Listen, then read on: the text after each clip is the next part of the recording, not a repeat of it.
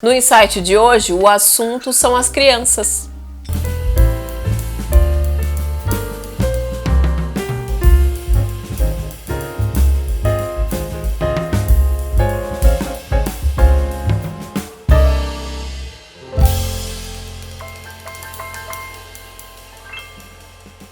Olá, boa tarde, tudo bom? A gente está começando mais um Insight e hoje eu havia prometido aquele santo programa do assunto da esperança. Vai aguentar mais uma semana, porque eu acabei recebendo uma outra pauta que eu achei importante, que me pediram, eu vou atendendo conforme as solicitações de pedidos que vão chegando a mim. E nessa semana houve uma questão que me solicitaram, que foi falar sobre crianças e a psicoterapia. Pois bem, vamos lá. Sim, a gente trata crianças também. Não é o meu foco, não é com a minha especialidade. Não é criança, eu não quis fazer essa especialidade em crianças. Adoro crianças, adoro lidar com elas. Com adolescentes também. Adolescentes eu trabalho com eles sim. Mas crianças nós temos algumas psicólogas especializadas para esse trabalho diretamente com elas. Como é que se dá esse trabalho? Como é que é o funcionamento? Por que a gente chama crianças, né? Para um tratamento, ou por que elas são indicadas, enfim, vamos lá. As crianças vêm para tratamento através dos seus pais ou de um responsável, sempre. Isso é via de regra. Elas não chegam sós, né? Elas chegam sempre por algum acompanhamento, por algum responsável por elas, né? Existe todo um manejo importante nessa família e para se chegar a essa criança. Ela não é entregue simplesmente a um psicólogo. E também ela não é o foco único do psicólogo. O foco dele é a dinâmica familiar. A dinâmica familiar diz muito. Desde a anamnese, que é a história pregressa dessa criança, a história pregressa dessa família e de cada um dos cônjuges. Isso é importantíssimo para fazer uma construção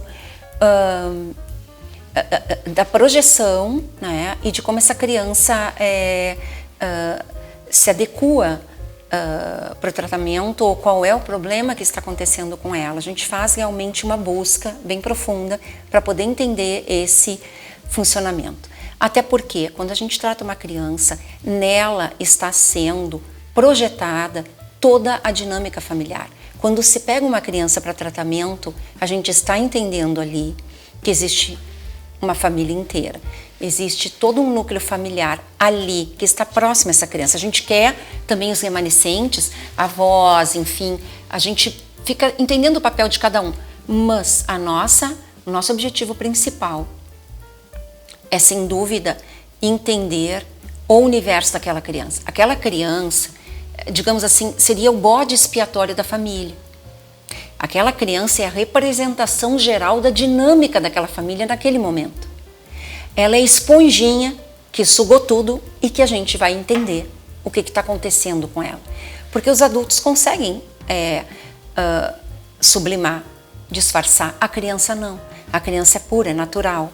Aquilo que está sendo apresentado, via de regra, é espontâneo, né? Por que a gente... Né? E como é que se dá um manejo com criança? Bom, não é só fala. O manejo com a criança é o brincar. É como ela desenvolve o brincar. A gente tenta entender em qual fase do desenvolvimento essa criança se encontra. E no brincar, ela nos diz muita coisa. Ela tem aquele espaço livre. Se ela questiona, ela vai ser respondida, ela vai ser atendida, não é? Mas o nosso objetivo não é fazer um questionamento, um questionário em cima dessa criança. É que ela possa ter um trânsito livre. Eu acho importante deixar claro isso, porque o pessoal acha que a criança vai chegar e que a gente vai fazer um questionamento intenso em cima dela. Não, isso não acontece. É mais observacional e a gente interage e tenta invadir o mínimo possível o espaço dela, para a gente poder ter um trânsito o mais espontâneo possível dela e a gente poder retirar de fato o que é a realidade dos fatos que está acontecendo. A idade cronológica de uma criança, que é quando a gente fala, é até os 10 anos. Não passa disso, 10, 12 anos no máximo, até a pré-adolescência. E como é feito o tratamento, não é? Desenhos, existe todo um material específico para essa criança. A gente se utiliza muito de um material científico, comprovadamente científico, que é a caixa terapêutica. A caixa terapêutica é composta de vários brinquedos que nos dizem muito a respeito do desenvolvimento dela e de que momento que ela está. Especificamente, a gente consegue elaborar qual seria o indivíduo a que ela está tendo maior dificuldade e qual o indivíduo ao qual a gente consegue uma maior interação dela. Isso é importantíssimo deixar claro, porque às vezes vêm os pais e perguntam: nossa, mas vocês vão ficar brincando? Não, não vamos ficar brincando. Aquele brinquedo diz muita coisa, porque ali nesse brincar, naquele momento, no momento que se fechou a porta, essa criança está ali dentro, a gente chama isso de setting terapêutico. O que acontece ali dentro daquele fechamento daquela porta, aquela interação entre o profissional e ela, diz muita coisa.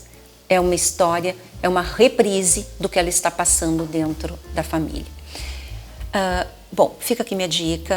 Se você tem uma criança em casa que você acha que ela está sofrendo de alguma maneira, ou que ela está passando por algum momento dela, e a gente pode perceber isso em roupas inadequadas, falta de vontade de tomar banho, em especial falta de vontade, com banho, quis dizer, da higiene, falta de vontade de interagir, é o principal, com os colegas, com amiguinhos, né? Descer, poder falar, ir para uma piscininha, sei lá, ir para a escola.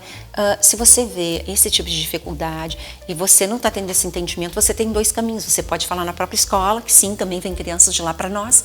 Fala na escola com a assistente social. Toda escola, via de regra, é obrigada a ter, não é? Ou com a educadora geral. E a partir dali se começa toda uma rede de adaptação e suporte para ela. Gente, foi um prazer falar com vocês, espero ter sido clara nesse momento. A gente volta a falar semana que vem. Até lá, uma boa semana para você. Tchau.